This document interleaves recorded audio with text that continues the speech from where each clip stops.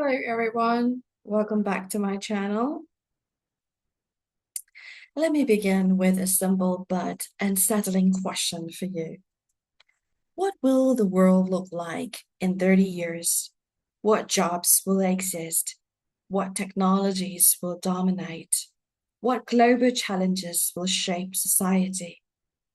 The honest answer is this: we don't know. And yet, every day in schools across the world, teachers prepare students for that unknown future. This raises a profound educational challenge. If the future is uncertain, what exactly should education prepare students for? The industrial era believed it had an answer: teach stable knowledge, standardized skills, and predictable routines. But the world those systems were designed for no longer exist. Tonight, in this video, I want to explore how education must evolve when the future cannot be predicted. Well, in the first part, I want to talk on modern schooling did not emerge randomly. It was shaped by the needs of the industrial economy. Factories require workers who could follow instructions, perform routine tasks, maintain punctuality, demonstrate basic literacy and numeracy. Education systems therefore emphasize standardized curricula, age-based cohorts, uniform examinations, fixed schedules. This model produced remarkable progress. Mass education expanded literacy across the world, but the design assumption behind it was stability. The future was expected to resemble the present.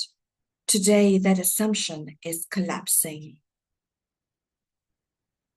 Now, in this part, I want to talk on the acceleration of change. Technological change is now accelerating at an unprecedented rate. Artificial intelligence, biotechnology, climate science, and automation are transforming economies and societies simultaneously. Institutions like World Economic Forum regularly report that many future occupations do not yet exist. Entire fields can emerge within a decade. Others disappear just as quickly, like just a snap. This means education faces a new problem. We cannot simply train students for specific professions. By the time they graduate, those professions may evolve or perhaps vanish forever. The challenge is no longer teaching what to know. The challenge is teaching how to adapt. Now, in this part, I want to talk on knowledge versus learning. This distinction brings us to an important insight. Education often focuses heavily on knowledge acquisition, but in a rapidly changing world, knowledge has a shorter shelf life. What matters increasingly is the ability to learn continuously. Cognitive science shows that effective learners possess several key capabilities: metacognition, awareness of how one learns; cognitive flexibility, the ability to adapt strategies and transfer, applying knowledge across context; and curiosity, driven exploration.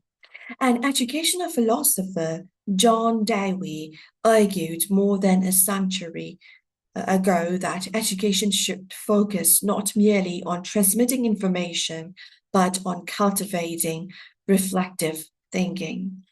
His insight now appears more relevant than ever. Students who understand how learning works become capable of navigating unfamiliar problems. And unfamiliar problems are exactly what the future will deliver. Now, in this part, I will be touching on creativity and problem solving. Another crucial capability for uncertain futures is creativity. Not creativity in the narrow sense of artistic talent, but creativity as adaptive problem solving.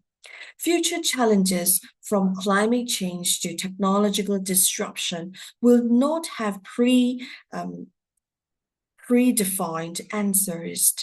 They will require interdisciplinary thinking, experimentation, iterative learning. Yet, traditional education often rewards the opposite: correct answers, procedural replication, standardized solutions. Psychological research suggests that creativity flourishes when individuals are allowed to explore uncertainty without immediate fear of failure. Learning environments that encourage experimentation produce more flexible thinkers. In uncertain environments, flexibility becomes a survival skill. That's all we need. Now, in this part, I want to touch upon the importance of critical thinking. Information today is abundant. The real challenge is evaluation. Students now encounter enormous volumes of information through digital media, through the teachers, through their books or textbooks. But the ability to distinguish credible knowledge from misinformation has become increasingly important. Critical thinking involves several cognitive skills: evaluating evidence, recognizing logical fallacies, detecting bias, questioning assumptions.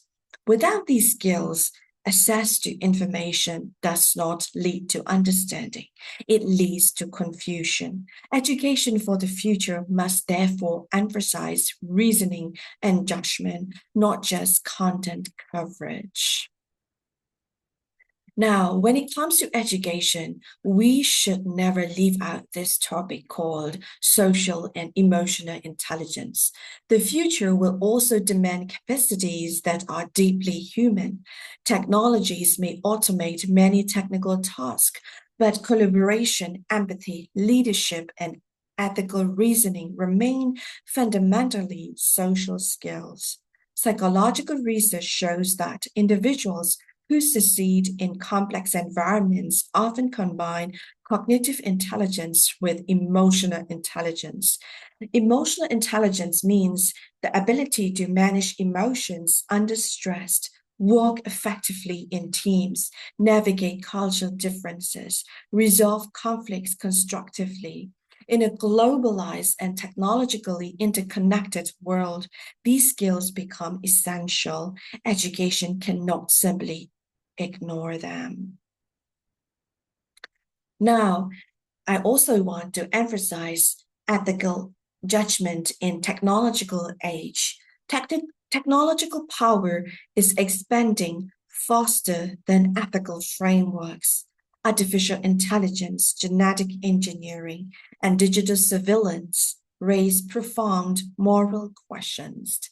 Future citizens will face dilemmas previous generations never encountered. Philosophers such as Hannah Arendt warned that technological societies require individuals capable of critical moral reflection. Education must therefore cultivate ethical reasoning. Students should learn not only how to build technologies, but how to evaluate their consequences. The unknown future will require wisdom as much as knowledge. Now, in this part, let's talk about this resilience. We all need resilience in education in an uncertain world. Uncertainty brings psychological pressure. Students entering the future workforce will likely experience multiple career transitions, economic disruptions, and rapid technological change. Resilience, the capacity to adapt and recover from setbacks, becomes an essential life skill. Resilient learners typically demonstrate growth mindset, persistence in the face of difficulty, willingness to revise strategies, tolerance for ambiguity. Education systems that treat failure purely as a negative outcome may unintentionally weaken resilience. Constructive struggle is part of learning. Students must experience challenge in order to develop adaptability. Now, in this part, I want to pinpoint this rethinking assessment. If education aims to develop adaptability, creativity, and critical thinking, then assessment systems must reflect those goals. Traditional examinations primarily measure short-term recall, but recall alone is not sufficient preparation for an unpredictable future. Alternative assessment approaches include project-based learning, research portfolios, collaborative problem solving, reflective analysis. These methods capture deeper learning processes. They emphasize growth, understanding, and application rather than memorization. What education measures strongly shapes what students prioritize. If we measure adaptability, students will cultivate adaptability. Now, as a closing for my lecture for this video, I want to talk on education as preparation for uncertainty. The future has always been uncertain, but the pace of change today amplifies that uncertainty. Education must therefore shift its fundamental orientation. Instead of preparing students for a fixed destination, it must prepare them for navigation. Navigation requires 3C, 1E, and 1R.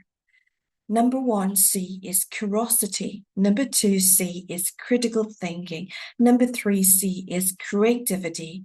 And 1E is ethical judgment. And 1R is resilience. Knowledge will always remain important, but knowledge alone is not enough. Students must also learn, how to think, and how to adapt. The ultimate purpose of education is not simply to prepare individuals for the world as it exists today. It is to prepare them for the world as it will become. And because we cannot fully predict that world, the most valuable gift education and can offer is not certainty. It is the capacity to thrive amid uncertainty. Thank you. And I hope you enjoy my lecture. So I see you in my next video with more intriguing topics, and I'm sure you will get something out from my video. And God bless you bountifully in every aspect of your life. Remember, God loves you so much, and have a lovely night and blessed night. Goodbye and take care.